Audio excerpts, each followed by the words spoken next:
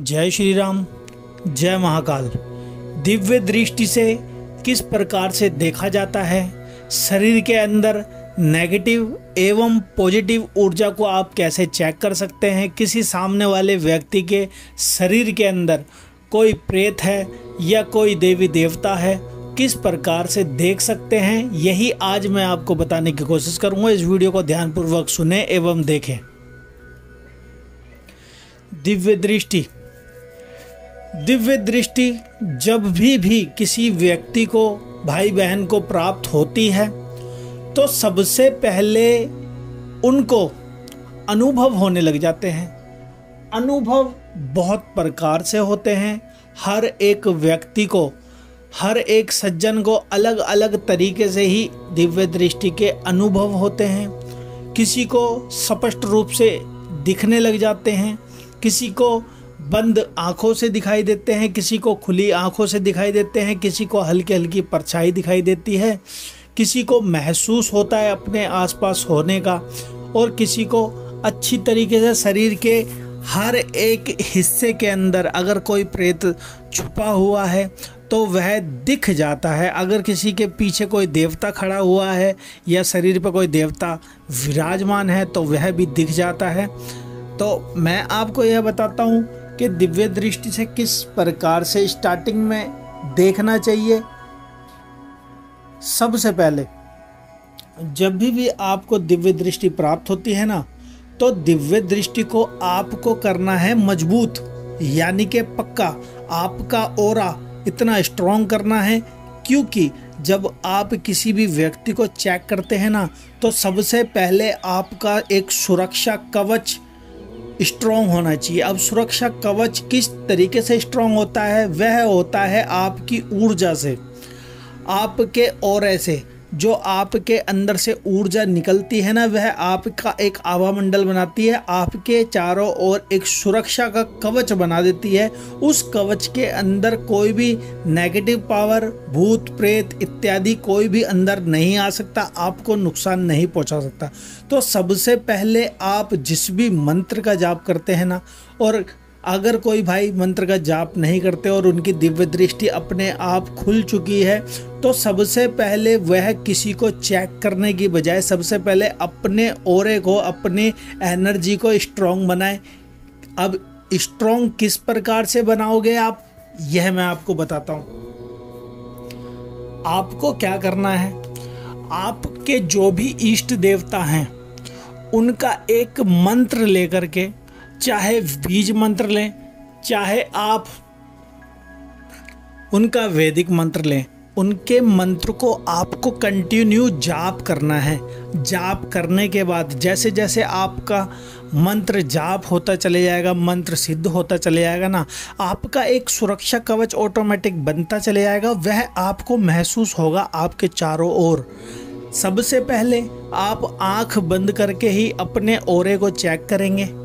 अपनी ऑरे की जितनी भी लेयर हैं, आपकी परतें हैं, उन सबों को चेक करेंगे कि यह सब स्ट्रॉन्ग हो रही है या नहीं हो रही। आपके शरीर के अंदर आपकी ऊर्जा के गोले बनते हैं। वह गोले आपके सभी चक्रों पे, जितने भी आपके चक्र होते हैं ना, उन पे स्थापित होते हैं, उनको स्ट्रॉन्ग बनाते हैं। धीरे धीरे जैसे जैसे आपके सभी चक्रों पे आपके गोले स्ट्रॉन्ग होते हैं ना, आपके चक्र स्ट्रॉन्ग होते हैं, वैसे वैसे आपकी कुंडलिनी ऊपर उड़ती जाती है। कुंडलिनी के साथ साथ आपकी दिव्य दृष्टि खुलती चली जाती है। ठीक है, इसी प्रकार से आपका जब आभा मंडल, आपका ऑरा बिल्कुल स्ट्रॉन्ग हो जाएगा ना, उसके बाद आप चेक कर सकते हैं। अब चेक कैसे करना है?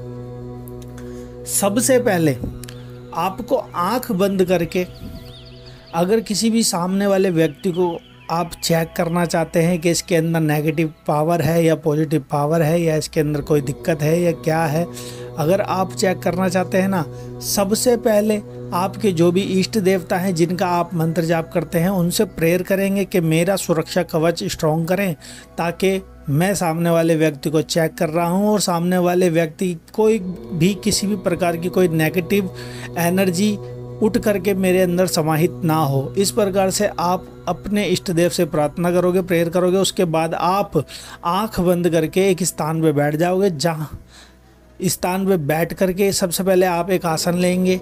आसन नहीं है तो आप किसी भी चेयर पे, कुर्सी पर बैठ करके आप अपने इष्ट देव का, अपने गुरुदेव का सिमरन करेंगे। अगर आपके गुरुदेव नहीं है तो आप अपने इष्ट देवता का सिमरन करेंगे।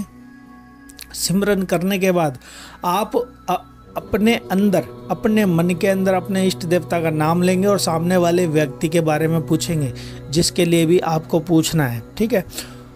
उसके बारे में पूछते ही आप अपने अंदर उसकी एक आकृति बनाएंगे। जिस भी व्यक्ति के लिए आपको पूछना है आप उसकी एक आकृति बनाएंगे। आकृति बनाने के बाद अगर आपके आंखों के अंदर उसकी छवि आ जाती है, जिस भी व्यक्ति को आप चेक कर रहे हैं उसके नाम से चेक कर रहे हैं, ठीक है, उसकी एक आकृति बनानी है। आकृति बना करके उसके चारों ओर आपको देखना है उसका ओरा किस प्रकार का है।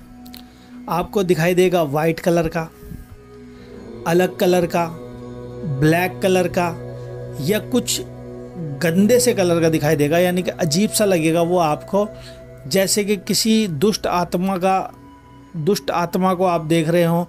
तो इस प्रकार से आपको दिखाई देता है अंदर के तरफ से, आपके अंदर से, ठीक है। इस तरीके से आपको, अगर उस व्यक्ति के साथ कोई देवता है तो उसके साथ में एक अच्छी सी ऊर्जा, सुनहरी ऊर्जा, वाइट ऊर्जा, गोल्डन कलर की और रेड कलर की, येलो कलर की, अलग अलग कलरों की आपको सीधे हाथ की तरफ ऊर्जा नज़र आएगी, ठीक है। रोशनी नज़र आएगी, आकृतियाँ नज़र आएगी और उन आकृतियों के अंदर आपको पहचानना होता है ये आकृति कौन से देवता की है।